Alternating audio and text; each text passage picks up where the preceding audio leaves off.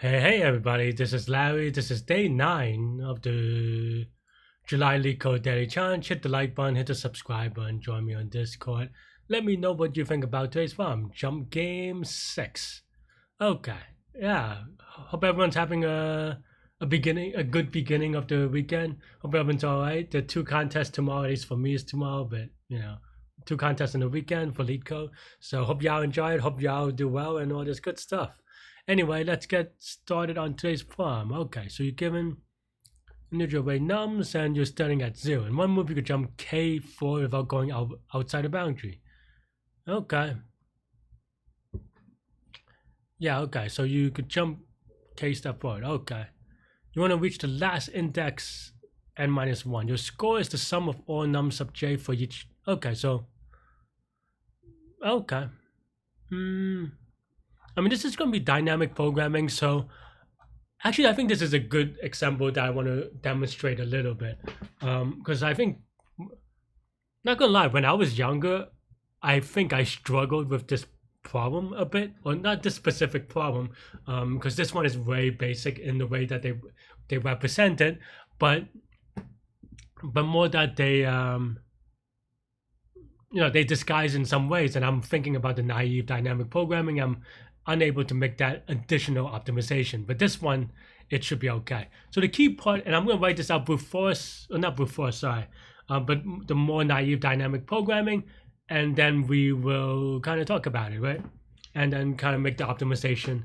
Of course, I think for today, this is Friday, so I'm going to make an assumption that people are familiar with dynamic programming. We've done 4 or 5 problems. If you do struggle with today's, and especially with this explanation, maybe go back the last couple of days and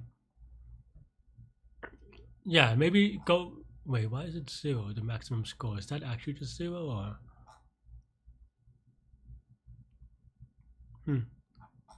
That's weird.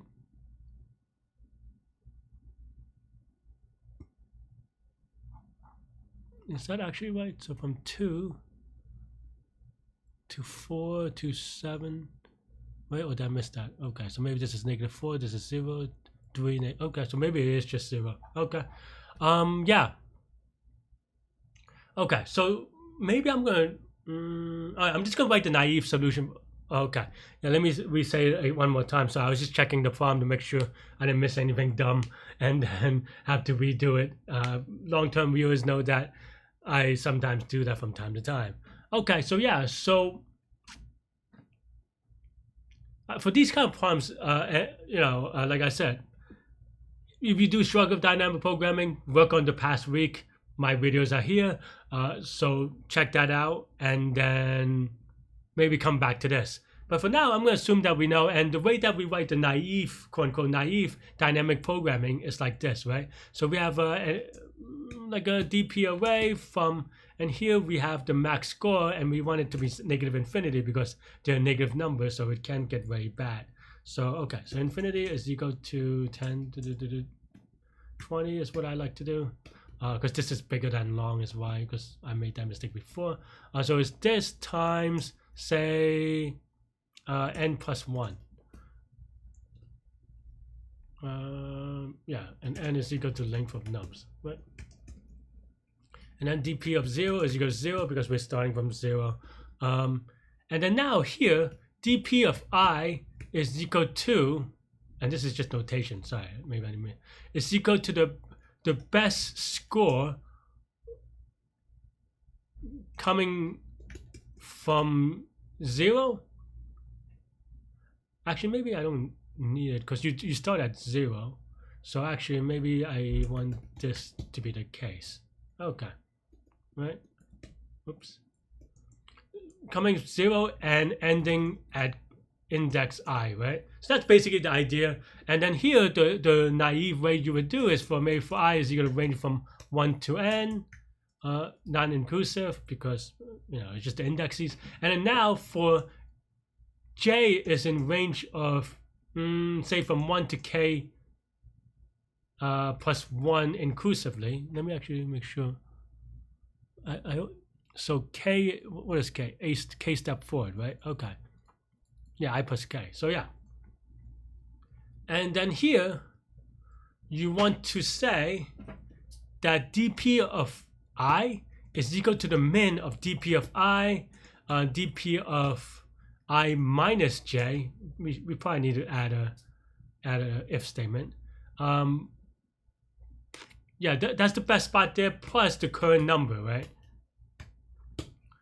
Is this right? Yeah, that's one step backward, and then 2, and then all the way to k step backward. So that's going to be our answer. I'm going to print out the dp, and then we're going to return the last cell, because that's what it's asking for, right? What's the max score you can get to? Oh, I wrote min for some reason. The max, and here let's write max, right? And this should be okay, though maybe too slow, right? Yeah. So this is okay, and I just pointed out for reference. So that's the basic idea, and I think this is basically what you might think about, right? In that, you know, if you don't understand this, I do recommend practicing dynamic programming. I think this one is a very standard or I don't know if it's standard. Maybe I wouldn't use that word, but it is something that you will get or expected to know in an interview. So, like, it is almost like prerequisite. So if you don't get this, you probably need to hone up on that skill to get it, right? At least this solution. And basically, the solution is just, and I'm gonna bring out my my paint real quick. Let me draw some stuff on the screen for y'all. But basically, this is almost like one of those things where, you know, you have a lot of cells, right? Oops. Man, this drawing stuff is hard. That's not even straight lines. All right, let me just write a box here like this, right? Make sure that it shows up on screen, okay?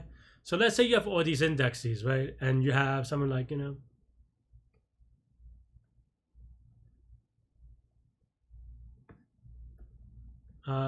and then the idea is that, okay, for here, you know, you're looking at it backwards. For this cell, you know that the last place that you can jump from is here, and here the last place that you can jump from is here, and then here, right? And then here, let's say k is equal to 3, right? Then here you can look at, you know, 1, 2, 3, right? It's the last spot. Here it can be 1, 2, 3 as the last spot, and so forth, right? Dot, dot, dot. So that's basically the idea here, is the dynamic programming, right? I mean, I know that I wrote it maybe a little bit quickly, but the idea is now that we look at, okay, if I minus j is the last spot, what is the, you know, let's get the best score that is at that spot, plus the score of landing it here, right? Okay? And then now the question is there another way to phrase it, right? Well, looking at this function, what do we see, right? Rewriting this very quickly. Let me put down my stuff first. Looking at this very quickly, we now notice that we are basically, unless I'm doing a simple problem wrong.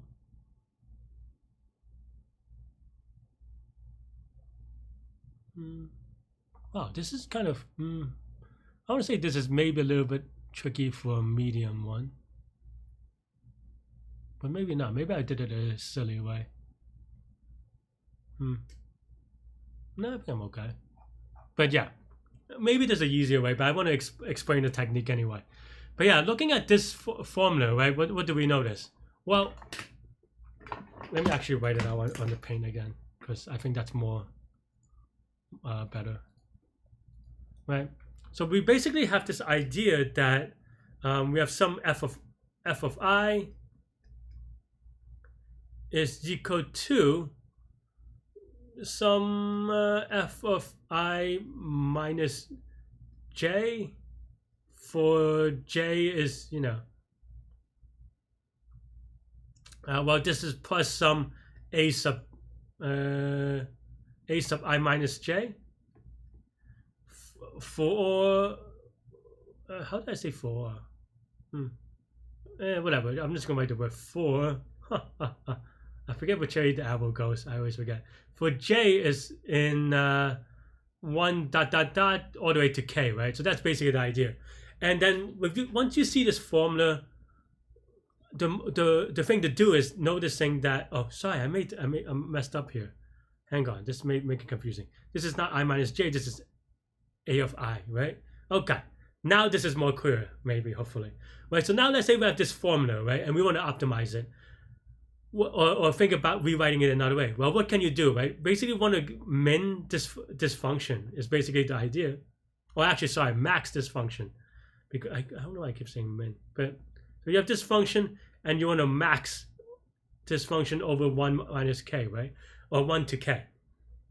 And then the idea here is that, well, this number, this term does not change. So basically, you want to rewrite it to max from 1 dot k.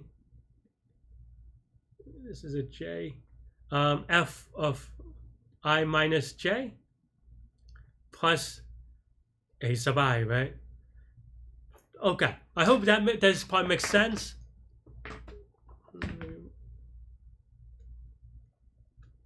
Right? So hopefully this part makes sense. And I'm going to rewrite this really quickly, right? So what do I mean by that? I mean that here, you know, like I said, I'm doing this for teaching purposes. So definitely I would have done it a little bit better in my head. But let's say I is equal to negative infinity, which it already does. Let's say the current best is equal to negative infinity. Maybe I don't need this quite yet. And then here, you may rewrite this as best is equal to min, or sorry, I keep saying min, dpi minus j plus num sub I, right? And then at the end, dpi is equal to best, right? So that's another way of writing it. Perfectly okay. Should be the same thing. Let me just run it real quick in case I have a typo, right? Yeah, so it looks good. And then what I was going to say is that, okay, now you realize that you could take out this term because it's going to be the same over the entire range. So then let's get it out and then put it here, right? Okay. And then now essentially, what are you doing? What you're doing now is getting the max of the last k numbers. That's basically what we're doing. And so how do we optimize this, right? And the way to optimize this now is just by using something a little bit trickier, but still doable. The idea here is now, you know, well, the idea is going to be sliding windows. I'll just say that part out loud, and you can kind of visualize why that is, right? Because now, and okay, I'm going to go back to drawing. I keep on putting the drawing away, but maybe I want it back. Because now, instead of, let's say, this thing that we have on top, what we have instead is, let me erase this, so now, instead of this thing, well, let's say you're looking at this cell, right? What happens? Well, you want to take the min of here. Oh, sorry, the max. I keep on saying min, but you get the idea. You're smart at home. You know what I mean. And then now, let's say we're looking at the next cell afterwards, right? What happens? How did that happen? I guess I am trying to figure out what happened. Oops. Right? And then here, let's say this arrow moved to the right. So now you have to here. What happens? Well, this range that we're looking at also shifts to the right. Same thing here, shifts to the right. Same thing here, shifts to the right, right? So I think now, there is, you know, like very naively, I mean, hopefully that visualization makes sense with the sliding window. And of course, there are some let's say there's some like log n solutions, but we're going to be going over an O of n solution instead, or not O of one solution for an update instead, right? How do I do this? And I don't have it on, I mean, I have the idea, but we'll prove it together and we'll figure it out together. But I think the idea is just, yeah, and this is by itself going to be another medium problem. So definitely it's possible there, but yeah. Okay, so now as you can see, so why do we want to optimize? Let me go over that really quickly as well, because what is the complexity here, right? Well, this is going to be n, this is going to be k. We look at the constraints, n is equal to 10 to the 5th, k is 10 to the 5th, so this is going to be 10 to the 10, and that is no bueno. I mean, maybe, I know that you can actually, that's not a tight bound, you could do better, or on average it'll be much better, but but you know, that's still going to be, even if it's 10 to the 9, it is going to be too slow, right? So that's why if we are able to, we look at this formula, and I say formula in terms of code, and we're able to get this to O of 1, then now you have, well, O of n. If we are able to optimize this to O of log n, then we're going to have n log n, right?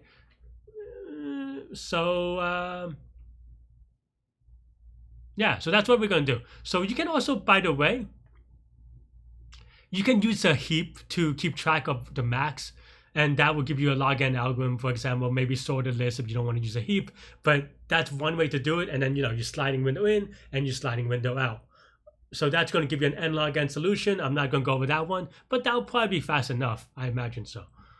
But what I am going to do is talk about a linear solution or a constant solution for the thing inside, and then O of n altogether.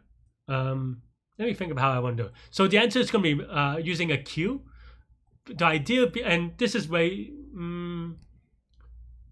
this is going to be the general idea for sliding windows, right?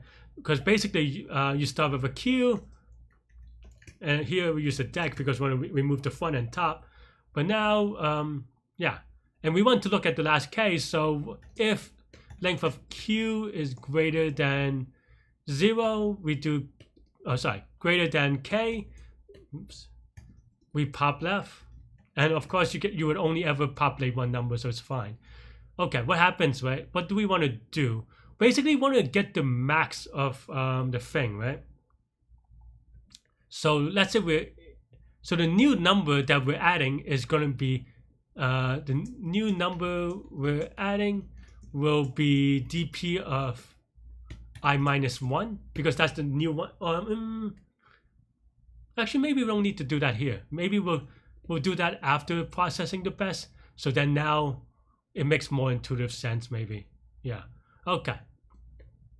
And then maybe in this case, then we can keep the invariant here instead after we push the new number. Okay. And then so then here the invariant would be that Q has k elements, or less than, right? At most, say. Okay, cool. So then now we just have to update it with best, and the way that we're going to do it, and let me kind of work out some math. This part I have to prove. I always have to prove a little bit in my head, right?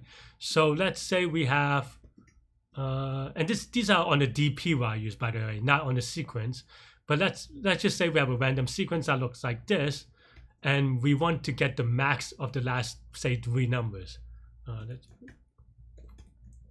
So then first, yeah, it's going to be a mono cube. I don't remember which way. I never remember which way. I just prove it to myself every time. But the idea is that, okay, so each element will have 2 items, right? One is the max inside, and then one is the current number.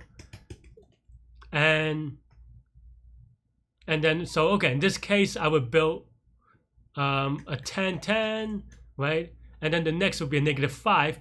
And the question here for these kind of mono problems is kind of asking myself, okay, given that the current max is 10, can this -5 be a max? And the answer is yes, when the 10 gets left out, right? So then here, we will write down -5, -5, right?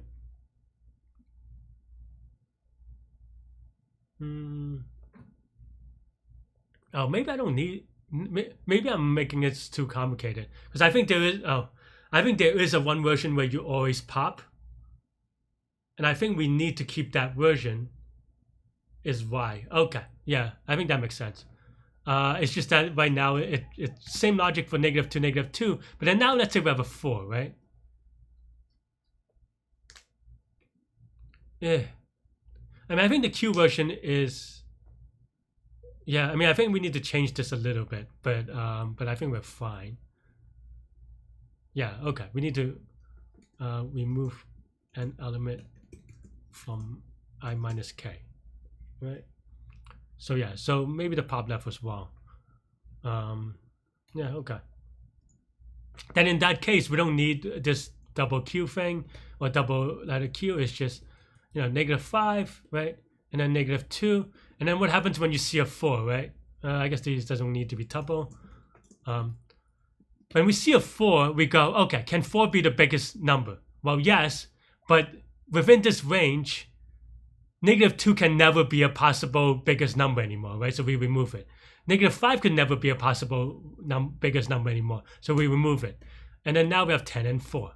And then now we have a 0. What does that look like? That looks good because 0 can be the possible biggest number if these two numbers go away, right? And then the same thing with 3. When we insert the 3, we go, okay, 0 can no longer ever be the possible max number, so we remove it.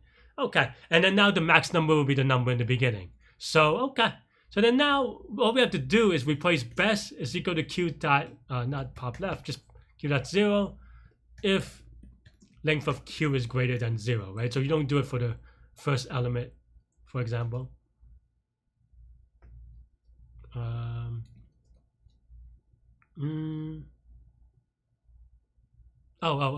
We always will have at least one element because we start at 1 here. I was just trying to think about the case where we start at it's a pen, I think. Oops. That we start at the 0 element, but yeah. Okay. So then this will always have 0, at least one element. So then this is good. And then now we can do this. And then now we have to, afterwards, we have to process. Also, if you got confused what I did here, I do have a tutorial on monoQs and how I derived this. So definitely check out that video. Remind me in the link below if I don't have it below, but yeah. So then now basically it's going to be monotonically decreasing Q. So then here, yeah, we add this, and then now we go. Now we're trying to insert, right? Well, this loop is also wrong, but yeah. So while Q dot, well, the last element. Let's do while length is greater than 0, and the last element is, if the last element is smaller than this element, then we dot pop right, because we want to pop it from the right and then we add it. Okay, and if it's equal, we don't want to pop it because we want to keep 2 instances of it for one reason. And then now we go, okay, if I is greater than equal to k, then we want to look at the element on num sub I minus k, and then we want to try to remove this element from the q if it is the biggest element, right? So if q of 0, let's say with is equal to element, then we do a q dot pop left, and that should be good. I lied because we forgot to insert the number, but mostly good, right? And I think this should be okay. Let's give it a spin. I guess I should just run it before saying that because it might not. Oh, it's just pop, not pop right. Some of the naming inconsistency is a little bit awkward. Yeah, so that looks good now, and yeah, and this is gonna be linear time. So let's give it a spin. I might have a typo, who knows? But oh no, do I have a typo or do I mess it up? Maybe I messed it up. That's sad. Why do I have an off by 1?